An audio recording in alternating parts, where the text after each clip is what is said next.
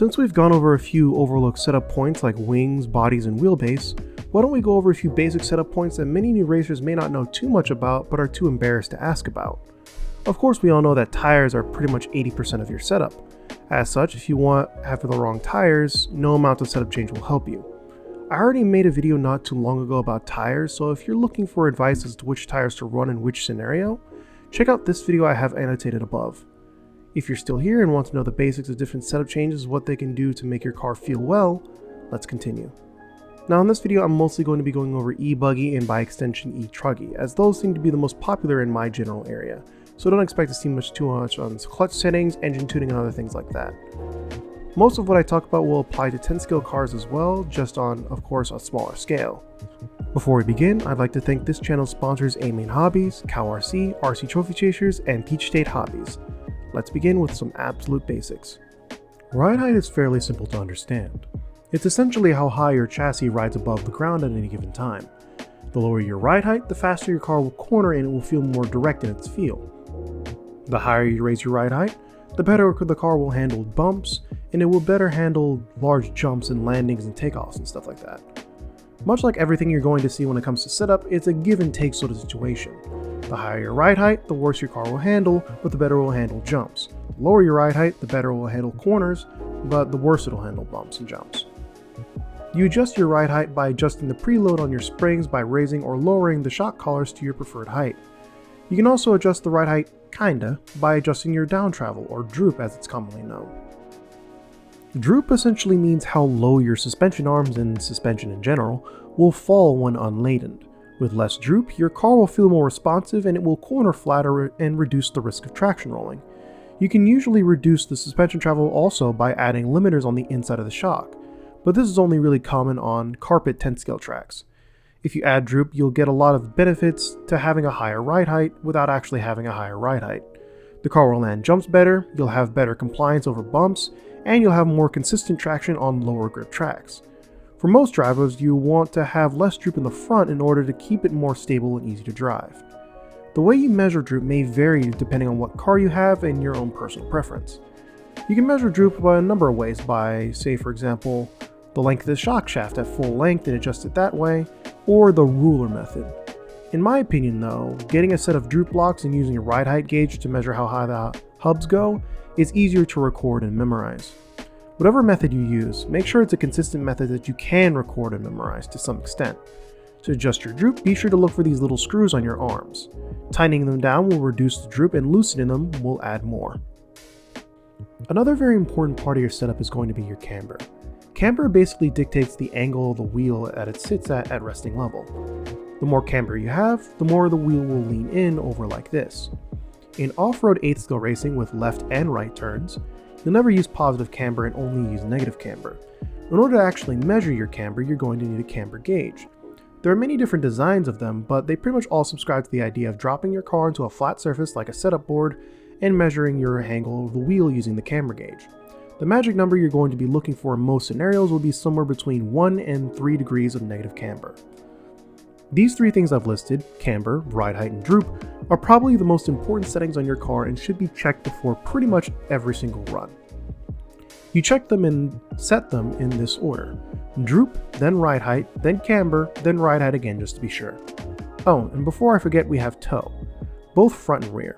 Front toe is usually a little bit less important for the most part, as setting it at neutral or 1 degree of toe in or toe out is usually the play here, not much deviation. Most of the time, you're just going to measure the actual linkage itself to make sure you're in the right ballpark. Rear toe, though, is a little bit more important. You'll see in a lot of cases that the more grip the track has, the less toe in the rear you want to run in order to gain all the steering that you possibly can. In some cases, you'll even see pro drivers run as little toe in the rear as possible even on low grip tracks to try and generate grip via the roll centers and the linkages. We'll go over that in another video. However much toe you run will usually depend on which track you go to and which car you run. On my Mayako MX-8E, I usually run anywhere between 3 degrees of toe in the rear on very low grip tracks, all the way down to 1.75 degrees of toe in if I have a lot of grip. Moving swiftly on to your shock package, there is a little bit to unpack here, so let's start with the shock oil itself. Shock oils, and by extension diff oils, are rated in CST most of the time in 8th scale. Shock oils are usually anything from 300 to 900 CST in most cases, and diff oils are usually 1000 CST and above. The higher the CST, the thicker the oil is. There are quite a few factors to take into account when choosing shock oil weight.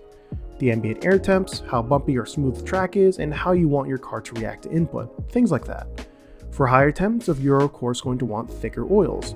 Silicone oil reacts very much to temperature changes, and can change viscosity a lot depending on those temperatures. 500 CST in 90-degree weather won't feel the same as 500 CST in 50-degree weather. Another thing to take into account when choosing shock oils is how bumpy or smooth the track is, and how many big jumps there are. When the track is low in elevation and doesn't have a whole lot of big jumps to worry about, you might want to run a much thinner oil to account for those shallow bumps and craters. If the track is much smoother and has big jumps, you can get away with thicker oils to deal with those really big jump landings. While we're talking about oils, we should also talk about springs as well. Most of the time you will want to run a spring that matches the oil and pistons you're using. The same rules that apply to oils apply to springs as well, with the added part of how high you want your car to jump. The stiffer the spring, the higher you'll jump. Something a lot of people tend to do a lot in regards to asking for setup advice, especially for newcomers, is asking pros and other fast guys what shock oil they're running. This can sometimes be a bit of a misnomer of a question because they also need to know what spring are you running and, more crucially, what piston you're running. In a piston, there are holes that allow for the oil to pass through at varying degrees of speed in the shock body. Now, there are a lot of different aftermarket pistons out there, like the VRP 20-hole pistons, MIP bypass pistons, Bones pistons, tapered and angle hole pistons like I have in my MX-8E, and many others that claim to do different things for different reasons. For now though, I'm going to focus on the simple pistons you're likely going to see in a kit bag or on a chassis manufacturer's website. The main ones you're likely going to see will be 5, 6, and 8-hole pistons. With lower amounts of holes, you also see a larger diameter of those holes. For example, the 5-hole pistons I have will usually be right around 1.5 to 1.6 millimeters in diameter, in terms of their hole size. While 8-hole pistons that I have in my car will be right around 1.2 to 1.3 millimeters in diameter for each hole. Having a piston with smaller holes but more of them will cause the car to have more pack in most scenarios. Now, what exactly is pack? Pack is how fast or slow the oil will slow down the piston inside. More pack equals a slower acting piston. Less pack equals a faster acting piston. You usually want more pack on tracks with big jumps and that tend to be a lot smoother or higher in grip. The bumpier the tracks with smaller jumps like you'll see in Florida, you'll want larger holes to reduce the amount of pack in the shock experiences to allow it to act and react faster to bumps.